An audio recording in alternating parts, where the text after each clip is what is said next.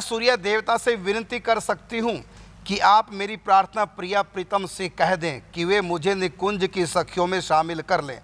क्या वे मेरी प्रार्थना वहाँ तक पहुँचाते होंगे? क्या मैं सूर्य से प्रार्थना कर सकती हूँ?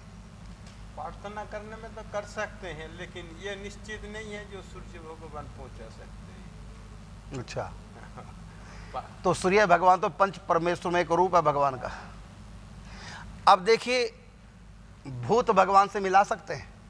भूत भगवान से उसके ठिकाना बोल सकते हैं। बोल सकते। हाँ। तो भूत बोल सकते हैं, सूर्य नहीं बोलेंगे ना, सूर्य बोलते हैं।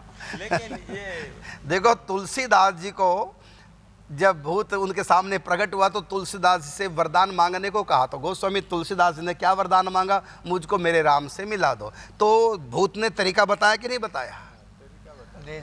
भूत ने बता दिया हनुमान जी कैसे मिलेंगे, कहाँ मिलेंगे, और हनुमान जी आपको राम जी से मिला देंगे। तो भूत ने भी भगवत मिलन का रास्ता प्रशस्त कर दिया। जब भूत भी भगवान से मिला सकते हैं, अरे भगवान से तो कोई भी मिला सकता है। आप किसी की भी सेवा कीजिए और उस सेवा का फल यही मांगिए कि मुझको भगवान मिल जाए। आप कुत्ते की भी सेवा कर रहे हैं, उनको भी रोटी डाल करके यही प्रार्थना कीजिए कि मुझको भगवान मिल जाए। किसी की भी सेवा करो, सब कर मांगो एक फल राम चरण रति होए। आप किसी की भी सेवा करो, बस यही मांगो कि मुझको भगवत प्राप्ति हो जाए। किसी की भी सेवा करो और उसके भीतर भगवान ये मान के कहीं सेवा कर लोगे, तब तो महीनों का काम दिनों में, दिनों का काम घंटों में, घंटों का काम मिनटों में हो जाएगा। सबके भीतर भगवान ऐसा मानकर आप सबको प्रणाम कीजिए, सबसे प्रार्थना कीजिए कि मुझको मेरे भगवान से मिला दो। तो होगा क्या कि सब की प्रसन्नता, ये पुण्य है सेवा करना। उस पुण्य के बदले में क्या मांगा? जेते साधन वेद बखानी, सब कर फल हरि भक्ति भवानी। तो गोस्वामी तुलसीदास जी भूत से प्रार्थना करते हैं मुझको भगवान मिल जाएं। इसी प्रकार हम सूर्य भगवान से भी प्रार्थना कर सकते हैं।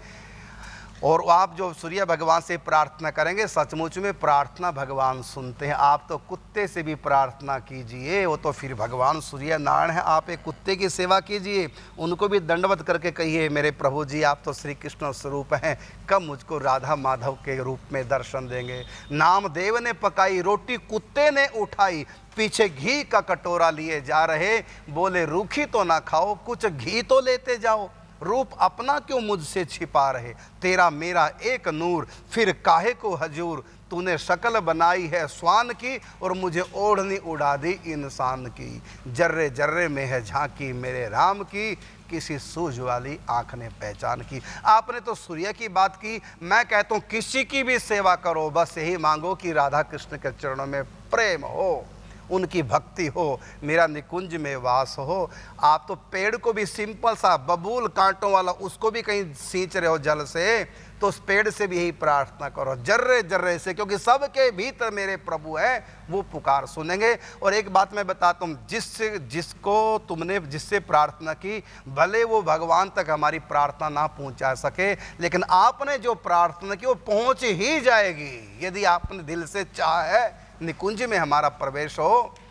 देखिए, पत्थर की हम पूजा करते हैं, लेकिन भावना क्या? ये साक्षात ठाकुर जी हैं। तो जब हम सेवा करते हैं, प्रार्थना करते हैं, तो यदि प्रत्यक्ष में देखो तो प्रार्थना किसकी कर रहे हैं? देखा जाए तो पत्थर की, लेकिन भावना में क्या भाव कर रहे हैं? ये मेरे ठाकुर जी, हम ठाकुर जी से प्रार्थना कर रहे हैं। तो बोलो फिर वो प्रार्थना हमारी भगवान तक पहुंचेगी कि नहीं पहुंचेगी? पत्थर को किया गया प्रणाम भगवान को पहुंचेगा कि नहीं पहुंचेगा? पहुंचेगा। क्यों? क्योंकि हम भावना में क्या भाव कर रहे हैं कि भगवान के लिए कर रहे हैं। इसी प्रकार आप किसी की भी सेवा कीजिए, किसी से भी प्रार्थना कीजिए, जिससे प्रार्थना की वो भले हमको भगवान तक हमारी प्रार्थना ना पहुंचा पाए, लेकिन आपके हृदय से जो निकली प्रार्थना, वो प्रार्थना भगवान तक पहुंच ही जाएगी। चाहे डायरेक्ट पहुंचे और चाहे सामने वाले के माध्यम से पहुंचे, पहुंच जाएगी। बस आप तो सबकी सेवा कीजिए, सबसे यही मांगिए, बस प्रिया प्रीतम के चरणों में हमारा अनुराग हो, सखी भाव से निकुंज में हमारा प्रवेश हो।